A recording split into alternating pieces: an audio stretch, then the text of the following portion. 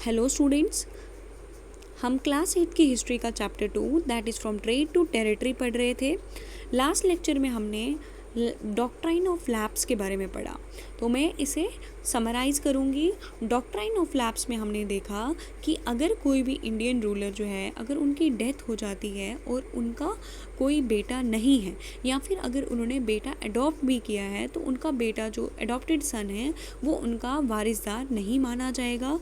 तो दोनों केस में क्या हो जाता था, उनकी प्रॉपर्टी जो है वो लैप्स हो जाती थी और वो कंपनी के अंडर आ जाती थी। तो इस तरीके से कंपनी ने बहुत सारे एरियाज जो था उनको एनेक्स कर लिया था, यानी जीत लिया था, जैसे सतारा, संबलपुर, उदयपुर, इस तरीके से बहुत सारे एरियाज जो थे वो कंपनी के अंडर आ गए थे। तो आज हम नया टॉपिक पढ़ेंगे जो कि है setting up a new administration. अब न्यू एडमिनिस्ट्रेशन जो था वो स्टार्ट हो गया था। जो वॉन हास्टिंग्स थे वो गवर्नर जनरल थे 1773 से 1785 तक। ये इन्होंने बहुत ही इम्पॉर्टेंट रोल प्ले किया है एक्सपेंशन ऑफ कंपनी पावर में। कंपनी के पावर को बढ़ाने में वॉन हास्टिंग का काफ़ी ज़्यादा इम्पॉर्टेंट रोल रहा है, इसीलिए ये बहुत ही फेमस जो थे ब्रिटिशर के रूप में भी जाने जाते थे। तो इन्होंने क्या किया, कंपनी जो थे उन्होंने, जब इनका पावर था, जब वॉन हास्टिंग पावर में थे, तो कंपनी ने बंगाल, बॉम्बे और मद्रास जो था इन तीनों पे पावर जो था वो अपना जो था वो एस्टैब्लिश कर लिया था। ठीक है, 3 जगहों पे पावर जो था इन्होंने एस्टैब्लिश किया था, जो कि थे बंगाल, बॉम्बे एंड मद्रास।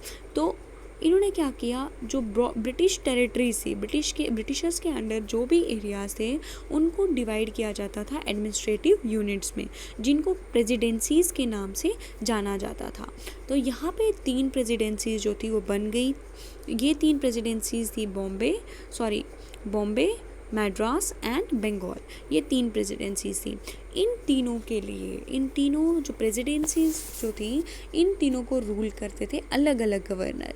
बंगाल के लिए अलग गवर्नर थे, मद्रास के लिए अलग, और बॉम्बे के लिए जो थे वो अलग गवर्नर थे। अब इन तीनों प्रेसिडेंसीज को अल्टीमेटली एक सुप्रीम हेड जो था वो कंट्रोल करता था। तो सुप्रीम हेड ऑफ एडमिनिस्ट्रेशन जो थे उसको गवर्नर जनरल के नाम से जाना जाता था। तो वॉन हास्टिंग जो थे वो फर्स्ट गवर्नर जनरल थे, और इन्होंने काफ़ी ज़्यादा एडमिनिस्ट्रेटिव रिफॉर्म्स जो थे वो भी लाए थे in the sphere of justice. 1772 में क्या हुआ, एक नया सिस्टम ऑफ जस्टिस जो था वो एस्टैब्लिश हुआ। हर एक डिस्ट्रिक्ट में क्या थे, अब 2 कोर्ट लाए गए। एक था क्रिमिनल कोर्ट जिसको कहा जाता था फौजीदारी अदालत, और दूसरा था सिविल कोर्ट जिसको कहा जाता था दीवानी अदालत। यहाँ पे मौलवी और हिंदू पंडित जो थे उनकी मदद ली गई लॉज को इंटरप्रेट करने के लिए। तो लेकिन यहाँ पे क्या हुआ, एक बहुत ही प्रॉब्लम जो थी वो अराइज़ हुई, एक बड़ी प्रॉब्लम अराइज़ हुई। वो ये थी कि अलग अलग पंडित जो थे वो अलग अलग लॉज बताते थे, अलग अलग धर्मशास्त्र के हिसाब से। इसीलिए यूनिफॉर्मिटी लाने के लिए ब्रिटिशर्स ने क्या किया, 1775 में 11 पंडित जो थे उन्हें कहा कि वो हिंदू लॉज को कंपाइल करें, एक कंपाइलेशन जो है वो दे दें। तो NB हाल हेड जो थे, इन्होंने जो था ये ट्रांसलेट किया, जो भी ये हिंदू लॉज जो थे जो इन 11 पंडित्स ने बनाए, इनको ट्रांसलेट किया गया इंग्लिश में। इसी तरीके से 1778 में एक कोड ऑफ मुस्लिम लॉज जो था उसको भी कंपाइल किया गया। फाइनली 1773 में रेगुलेटिंग एक्ट ऑफ 1773 के तहत एक नया सुप्रीम कोर्ट जो था उसे एस्टैब्लिश कर लिया गया, और एक कोर्ट ऑफ अपील जिसको सरदार निज़ामत अदालत के नाम से जाना जाता था उसको एस्टैब्लिश किया गया कैलकाटा में। प्रिंसिपल फिगर जो था, जो सबसे ज़्यादा अहम रोल यहाँ पे जो प्ले कर रहा था इंडियन डिस्ट्रिक्ट में, वो था कलेक्टर।